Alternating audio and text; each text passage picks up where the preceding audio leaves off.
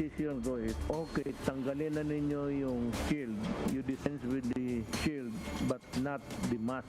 Yung mask will forever remain, and it will be part of our day-to-day safety measure. Kasi matagal pa itong virus na basta hangin lang. The long and short of what I'm really talking about is, kasi binabasa ko gano'n na lang. Pababa na ang COVID at yung mga positivity rate mababa na rin. Lahat bumababa na. It's up for us really to just take care na hindi tataas uli, so that you have to obey what government would tell you to do, because it is for the good of the country and for you. Sumunod lang po kayo. Mababa na ngayon. Kita mo, we are allowing everybody to go out except children who cannot be mixed in crowded places because wala pa silang depensa sa katawan. Hindi pa naman sila pwedeng mabakunahan. Tapos dalhin ninyo doon sa may mag-atching, mag-ubo, lahat yan. The virus is still in the air.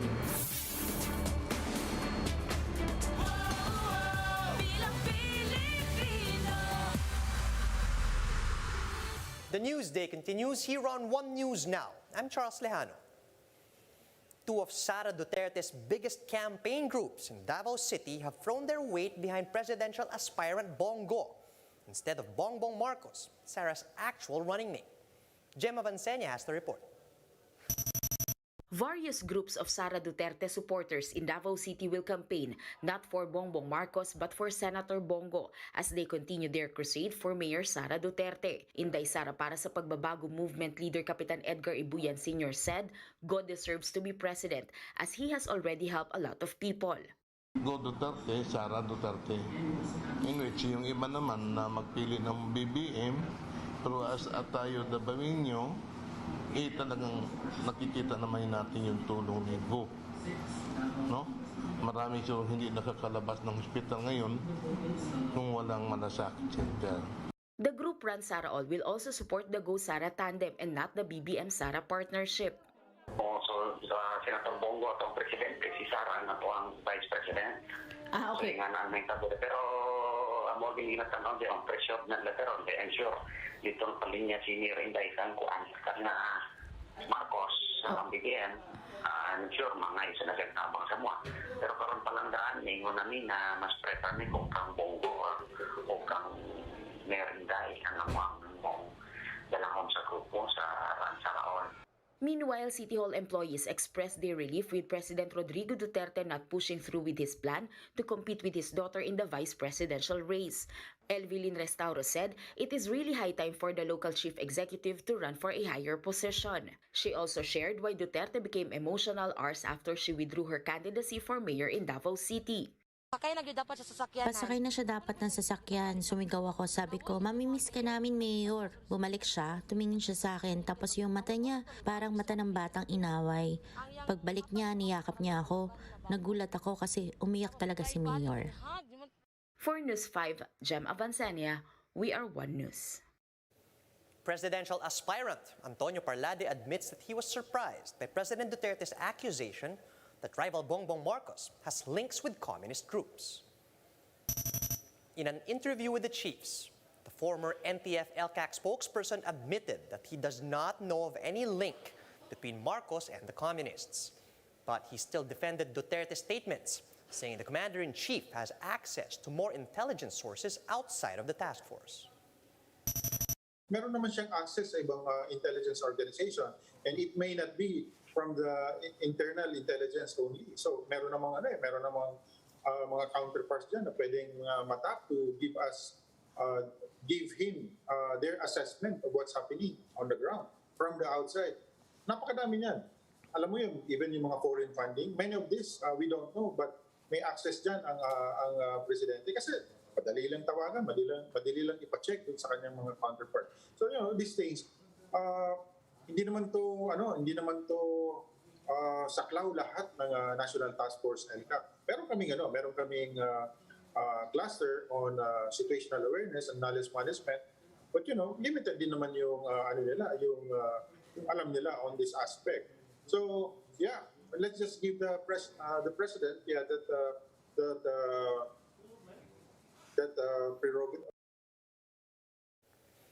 Davao City Mayor Sara Duterte's vice presidential bid is puzzling, according to President Duterte's former strategist. Aksyon Demokratikos campaign manager Lito Banayo, a political strategist from Duterte's 2016 campaign team, says he is confused with the younger Duterte's decision.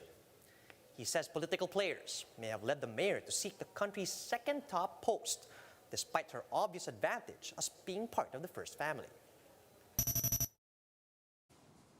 Well, it doesn't make sense. Doesn't make sense, no? Especially since her father is president of the Philippines. Kung basta meron kang advantage na the incumbent is your father, no? So that really doesn't make sense. But then again, we don't know kasi nga una pinustura si Senator Bong Go na pang vice presidente, and the scuttlebutt is hindi sila magkasundo ni Senator Bong Go. Kaya baka yun ang dahilan kung bakit siya tumakbong vice president. And all of a sudden, binaliktad naman ni Presidente Duterte at si Bong ang pinatakbong presidente. But if there's one person who stands to benefit from all this confusion, it's Senator Manny Pacquiao. That's according to former Ateneo School of Government Dean Tony Laviña. It gives them an advantage, but iba-iba. For example, Pacquiao will surge in Mindanao kasi walang presidente na wala si President Duterte, wala si Sara Duterte. I think Pacquiao is more popular than Bong Go in Mindanao. And so Pacquiao will take Mindanao. That's my forecast. And Pacquiao will probably take significant part of the Visayas. All fully vaccinated healthcare workers may avail of booster shots starting tomorrow. However, based on the EU aid issued by the FDA, the DOH recommends using only Moderna, Pfizer, or Sinovac vaccines for their booster doses. That's regardless of the brand that they used for the primary series. The National Vaccine Operations Center is set to release guidelines on this new directive later today. The Agriculture Department is studying whether to impose a suggested retail price on pork due to a hike in prices. Shaila Francisco gives us the details. Wilma made do with her 200 peso budget to buy pork for her family. This comes after pork prices went up by 20 to 40 pesos a kilo from a month ago. Because of the price hike, she decided not to buy pork every day. Mga anak ko naman, okay na rin sa kanila. Pag alam nilang medyo konti, tagdadalawang slice lang sila. Pagkatsakasya na lang namin. Kung 1 kilo, wala na sa budget. Dati ito dapat mga 3/4 na to, no? Mga 3/4 na to, kung noon kasi 220 lang eh. Retailers say high prices have once again affected their sales. Siguro po tataas po yung presyo. Dahil sabi nila kasi, paubos na naman yung baboy. Hindi ko alam kung anong dahilan. For its part, the Agriculture Department admits higher demand is pushing prices up. This is why they are now looking into the possible imposition of a suggested retail price on pork. The decision is expected to be released this week. For early 1 month ago, bumababa pa yung farm gate prices eh. Then lately, as we are approaching Christmas, tumataas na konti. This is one of the reasons why we are having a relook of this SRP mechanism. Itong supply ay i-factor mo yung ang isang Pinoy family ay hindi lang yung kailangan nila pero yung mga with the opening up of the economy may mga bisita na yan. So demand is higher. Samahang Industriya ng Agrikultura, however, fears there will be less pork supply in areas where the SRP will be imposed. tumataas yung ingredient, tumataas yung freight. Dapat nila ibebenta dun sa malulugi sila. I-subsidize nila yung freight papunta rito sa Metro Manila. Yan ang the best na gawin ng government. The group believes there's no need for an SRP since there are available imported pork being promoted by the DA. The DA notes more imported pork still stuck in cold storages should be out in the market soon. After all, the purpose of allowing more imports is to bring down pork prices. The agency is now finalizing agreements with some LGUs in Metro Manila to provide freezers in wet markets for the release and sale of imported pork. Meanwhile, the DA is still waiting for the U.S. company to release results of the ASF vaccine testing. There are also 2 more firms interested to test their vaccines in the country. The Bureau of Animal Industry will be the institution determining. It is always good first to do it in the municipalities or provinces na masyadong mataas dati yung incidence ng African swine fever. As for the indemnification to hog raisers whose pigs were culled due to ASF, the DA says President Duterte has approved a 461 million peso budget which will be distributed soon. This brings government spending for indemnification of hog raisers to 2 billion pesos. Shaila Francisco, WR1 News. The Education Department says they're happy with the outcome of the first day of pilot testing of limited face-to-face classes in at least 100 public schools. Undersecretary Nepomuceno Malaluan tells Radyo 5's Filon that out of the list of schools allowed to resume in-person classes, 3 were not able to open yesterday. Despite this, Malaluan says the agency is eyeing to expand the pilot testing to accommodate more schools. And he also assures parents that all teachers that will physically face students have been vaccinated and have undergone contact tracing. Malaluan also noted that children are also strictly following health protocols.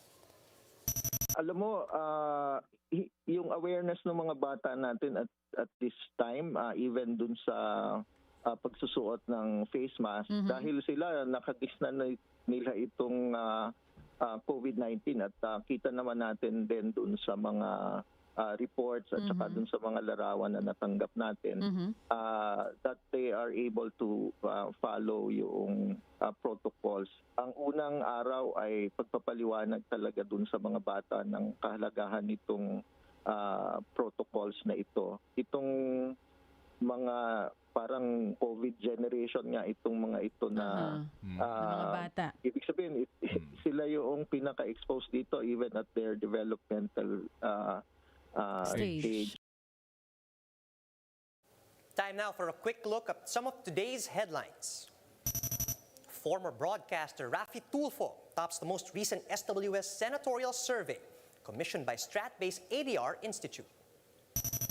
President Duterte approves the recommendation to ease restrictions on the use of face shields, particularly in areas under alert levels 1 to 3. And PBA action is back this month with their inaugural 3x3 tournament. Always a fan of the NBA? Celebrate the 75th NBA season and watch games daily on NBA TV Philippines on Signal every Saturday and Sunday on TV5, and every Friday and Monday on One Sports. Show your love for the game and be #always a fan. And those are the top stories at this hour. Join us again later at 2 p.m. as we continue to monitor the day's biggest stories. You can also catch One News on Signal Play. Just register for a free account at www.signalplay.com so you can stream One News live anytime and anywhere. I'm Charles Lejano. Mask on, wash hands, and stay safe, Philippines. We are One News.